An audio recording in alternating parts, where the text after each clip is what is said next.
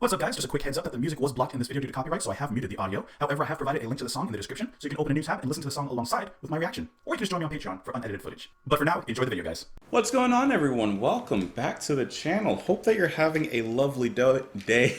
What did I just say? A lovely duh?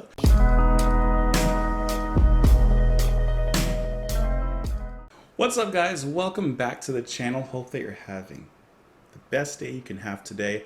Today we're going to listen to the Beatles. We're going to listen to two songs. We're going to listen to Strawberry Fields Forever, followed and leading into Penny Lane. These were both released as a single together in 1967. Now it says here that the Beatles began recording at least Penny Lane in December 1966, intending it as a song for their album Sgt. Pepper's Lonely Hearts Club Band. Instead, it was issued as a single to satisfy record company demand for a new release. Now, about these two songs, Strawberry Fields Forever, I already know. That one I've heard already. Penny Lane, as far as I know, I don't know. Strawberry Fields Forever is a classic, and it's always good to listen to this one, so just Mellotron goodness. Let's get into it. We're going to play both the songs back to back. Of course, it'll be muted on YouTube because the Beatles music is blocked on YouTube, at least for me. And you can find the full version on Patreon. There's a link in the description, so you can go listen to it there with the music. You don't have to even sign up. You can just go listen to it. Let's do it. This is Strawberry Fields Forever, leading into Penny Lane.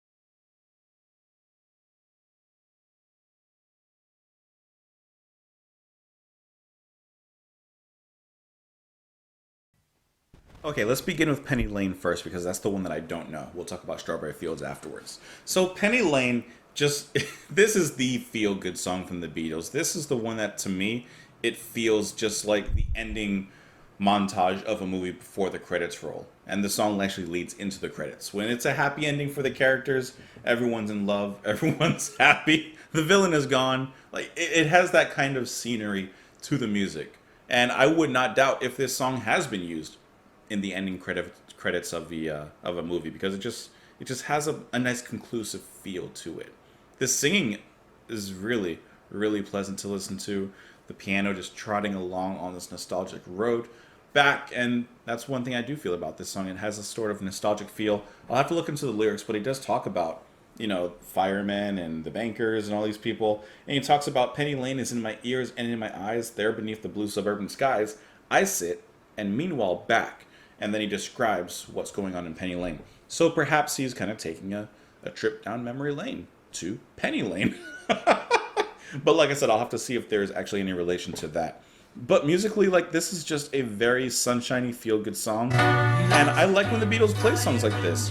Because even still, in lesser handled hands, I use that phrase too often, in lesser capable hands, the song could have came across too sugary, too sweet, too saccharine. It's like, ugh, it's like too much, But fondant, this is not overly sweet icing.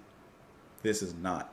This is a very well-baked and finely layered cake from the Beatles. Everything in here just works really nicely. I also like the pacing of it. It does have a bum, bum, bum, bum, but they also play with it a little bit. They cut and paste. They leave out space. They fill it in with nice gaps here. And like, it just feels really good. There's a trumpet solo in here, which apparently is a trumpet piccolo. A piccolo trumpet? I'm sorry. Which is played by David Mason.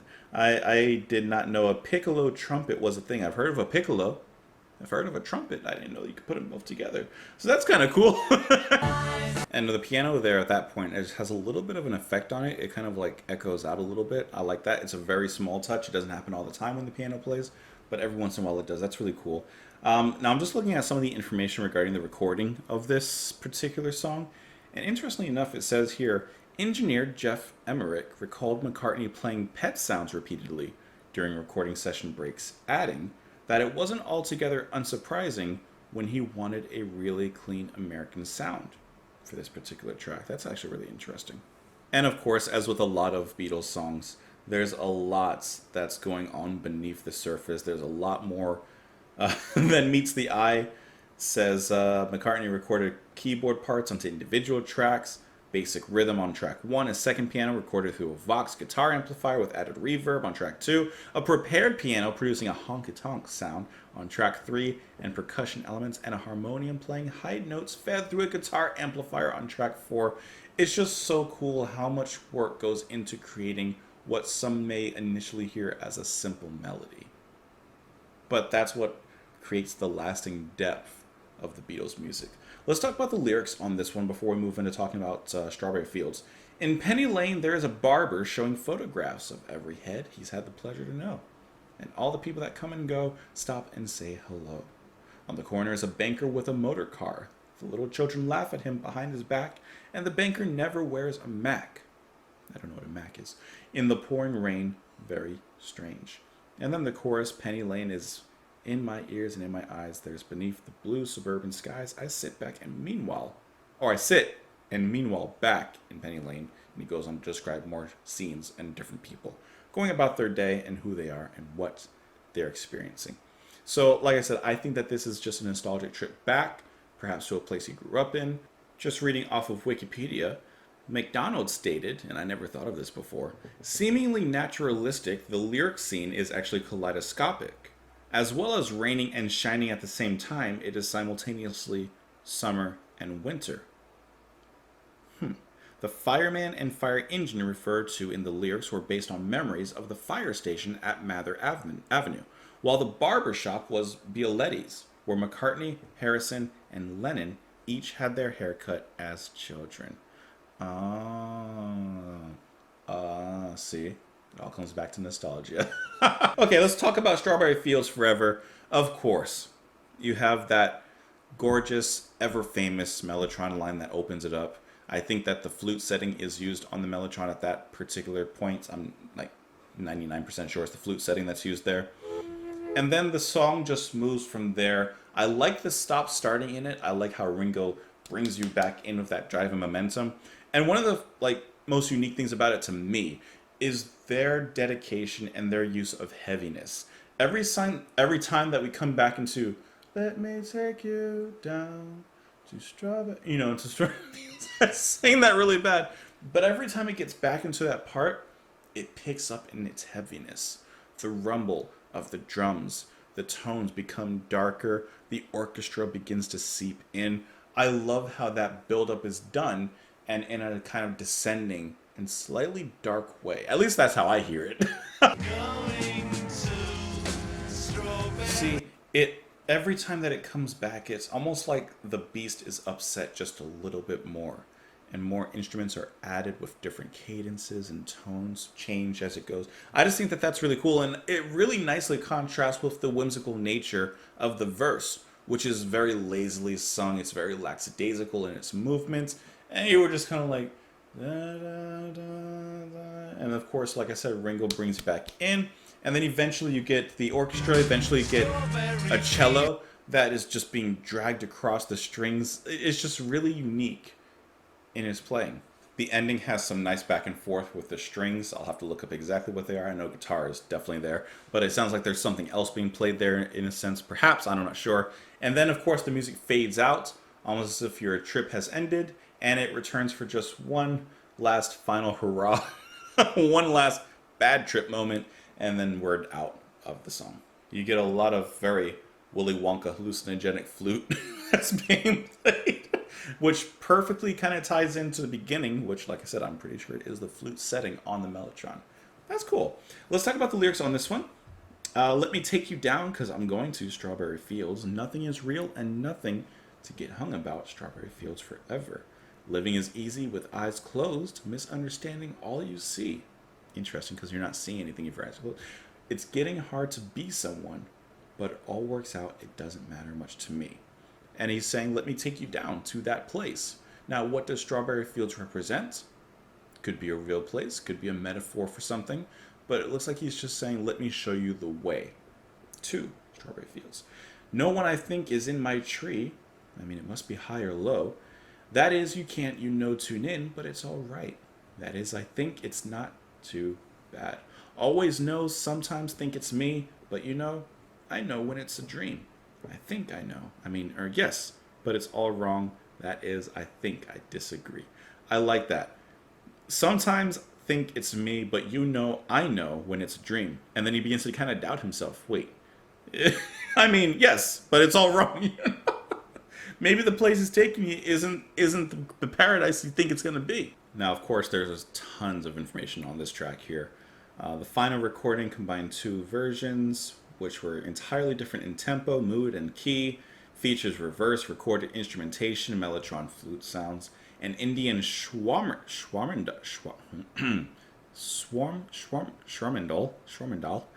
which looks like a little handheld zither or lap-sitting zither. Techniques such as reverse effects, jump cuts, superimposition. There's a lot going on here. And at least just looking at some of the brief information here, because I ain't going to sit here and read this whole Wikipedia article in front of you guys. Strawberry Field was the name of a Salvation Army children's home close to John Lennon's childhood home in Liverpool. Just the depth, the musical caverns that the Beatles were able to navigate in their career. I would love to know what you guys thought of these two tracks, though. You can join me on Twitter and follow me in the comments. You can support the channel on Patreon. I hope that you enjoyed the music, and I hope you come back tomorrow. Thanks for being here. Bye.